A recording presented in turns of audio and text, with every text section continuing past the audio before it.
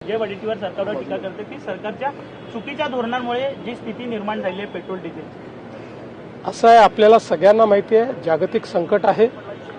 जागतिक संकटामध्ये supply chains disturb झाले असताना आणि जगामध्ये अनेक देशांनी पेट्रोल डिझेलची इमर्जन्सी घोषित केलेली आहे। काही ठिकाणी 2-2 दिवस लॉकडाऊन आहे। अशाही परिस्थितीत आपल्या इथे पेट्रोल डिझेल आपण देण्याचा प्रयत्न करतो। काही ठिकाणी निश्चितपणे मोठ्या प्रमाणात लोक जमा झाले, त्याच्यामुळे काही कायदा सुव्यवस्थेची परिस्थिती तयार झालेली आहे। विशेषतः या सीझनमध्ये आता शेतकरी देखील डबकीमध्ये डिझेलची मागणी करतात। साधारणपणे नॉर्मली आपण ती देत नाहीत, पण या सीझनमध्ये शेतकऱ्यांना आपण देत असतो। पण शेतकऱ्यांच्या नावाने कोणी दुसऱ्यांनी होर्डिंग करू नये या दृष्टीने जिल्हा प्रशासन प्रयत्न करते आहे। त्याच्या वेगवेगळ्या उपाययोजना केलेल्या आहेत।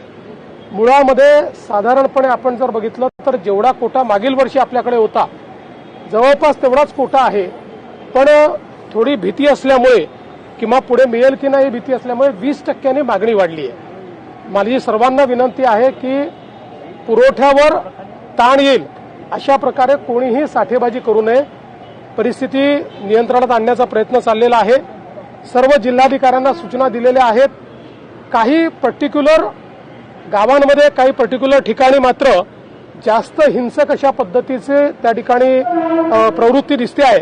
तिथे पोलिसांना देखील सांगितलेलं आहे की अशा प्रकारे जे विनाकारण हिंसा करत असतील त्यांच्यावर कारवाई केली पाहिजे।